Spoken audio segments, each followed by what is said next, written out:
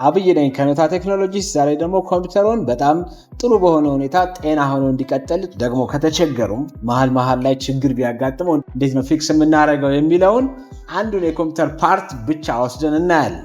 ዛሬ የምናየው የኮምፒውተር ፓርት ሃርድ ዲስክ ይባላል። ሃርድ ዲስክ ኖርማሊ ፋይላችንን ሴቭ ለማድረግ የተለያዩ ስራዎችን ሰርተን መጨረሻ ላይ ነገ እንድናገኘው ለሌሎች ደግሞ እንድናስተላልፍ በተለያየ መንገድ ለማስቀመጥ በተለያየ ፎርማት የምንችልበት ድራይቭ ነው። ሃርድ ዲስክ የተለያዩ አይነቶች አሉት። የተለያየ አይነት እንደመኖሩ መጠን የተለያየ አይነት ጥንቃቄና ቅድመ ሁኔታዎች አሉ። እንግዲህ ሃርድ ዲስክ ብዙ ጊዜ ምን ያጋጥመዋል፣ ሃርድ ዲስክ ደግሞ ሲታመም ኮምፒውተሩ ምን ይሆናል የሚለውን እንዳስሳለን። ሃርድ ዲስክ ስቶሬጅ ነው ብያቸዋለሁ። ፋይላችንን በተለያየ ፎርማት ወርድ ፋይል ሊሆን ይችላል፣ ቪዲዮ፣ ድምፅ ፋይሎች ሊሆን ይችላል፣ የተለያዩ ፋይሎቻችንን ሴቭ እናደርግበታለን። እንዲሁም ኮምፒውተሩ ኦፕሬት ሲያደርግ ከብዙ እቃዎች ጋር እየተናበበ የሚሰራ ዲቫይስ ነው። ሃርድ ዲስክ ለኮምፒውተራችን ፍጥነት፣ ጤና፣ ለስቶሬጁ፣ ለፋይላችን ፕሮቴክሽን መሰረታዊና ብቸኛ የሆነ አስተዋጽኦ የሚያበረክት እቃ ነው። ስለዚህ ሃርድ ዲስካችንን ጤና መጠበቅ ግዴታችን ነው ማለት ነው። ሃርድ ዲስካችን ሲታመም ብዙ ጊዜ ምን ይሆናል የሚለውን እስቲ በቅድሚያ እንዳስስ። ምን እናደርጋለን? ለምሳሌ መጀመሪያ ፒሲያችንን ይሄ ውስጡ የምታዩትን ከውጭ ፓወር ኦን ስናደርግ ሃርድ ዲስካችን ከታመመ ብዙ ጊዜ ምን ያደርጋል? ድምፅ ይሰጠናል።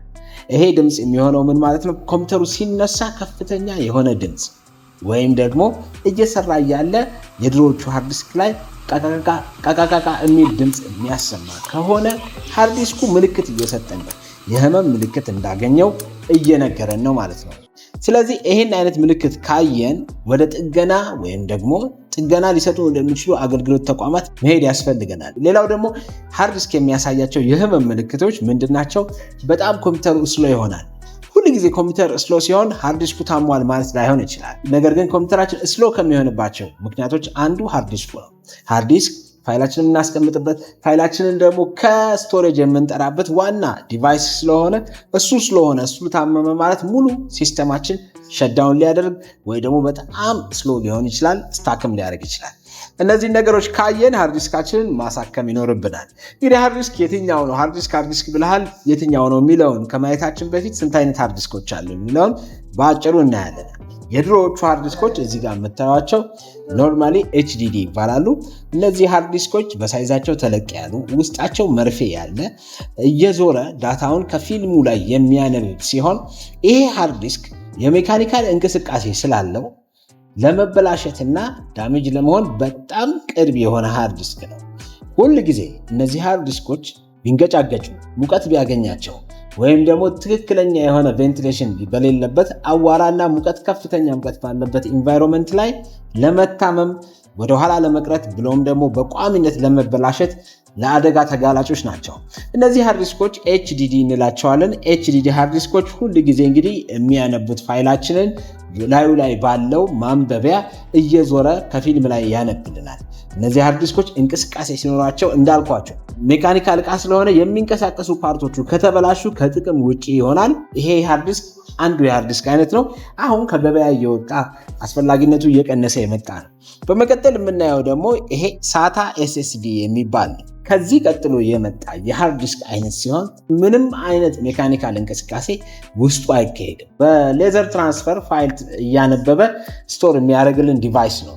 እነዚህ ከዚህኛው ይልቅ በጣም ፈጣን የሆኑ ሪላየብል የሆኑ በእንቅስቃሴም በፍጥነት የማይበላሹ የዘመናችን አስደናቂ የቴክኖሎጂ ምርቶች ናቸው። ሌላው በመቀጠል የማሳያችሁ ይሄኛው ነው። ይሄም ኤስኤስዲ የሚባል ሲሆን ኤስኤስዲ ሆኖ M.2 የምንለው ቱከት ወይም ዋንከት የምንላቸው ዲቫይሶች አይነት ናቸው። እነዚህ ደግሞ ቀጥታ ማዘር ቦርዳችን ላይ የምንሰካቸው በጣም ስቴብል የሆኑ በቀላሉ የማይበላሹ ምንም አይነት ከሜካኒካል እንቅስቃሴ ነፃ የሆነ ዲቫይስ ነው። የነዚህ የሁለቱ ዕድሜ በጣም ረጅም ሲሆን ይሄኛው አጭር። ይሄ ሲበላሽ ምልክቶች ይሰጠናል ሁል ጊዜ በድምፅ፣ በሙቀት፣ ስሎ በመሆን። እነዚህ ኢንኬስ ከተበላሹ ግን በአንድ ጊዜ ያለምንም ኖቲፊኬሽን ሸዳውን ሊያደርጉ ይችላሉ።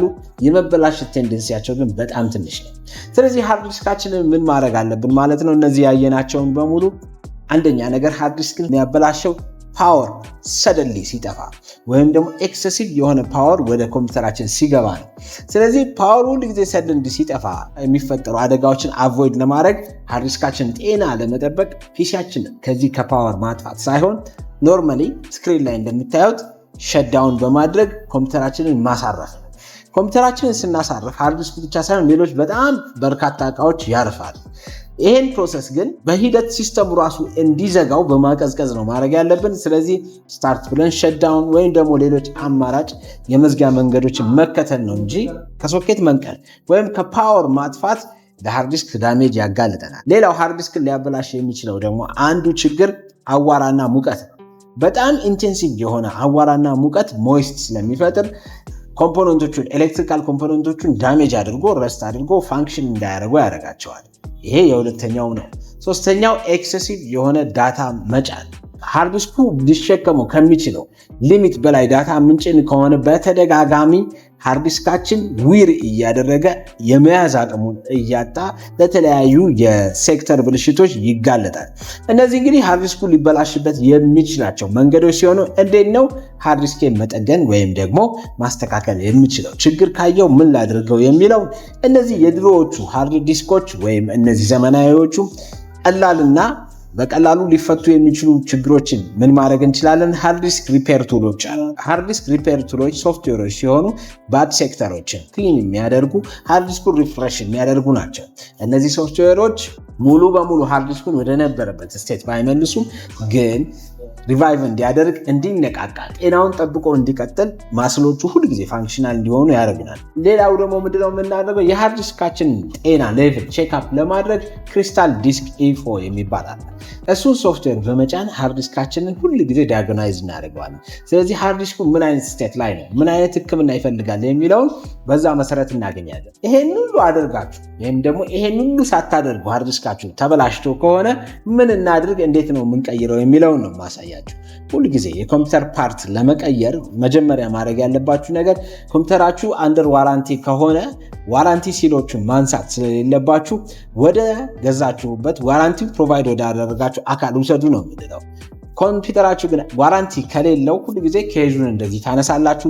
ከዛ ይሄኛው አይነት ሃርድ ዲስኮች ከገበያ እየወጡ ስለሆኑ ነው የምናደርገው። እንደዚህ አይነት ሃርድ ዲስኮችን አሁን ባለው ቴክኖሎጂ ሬኮመንድ አይደረግ።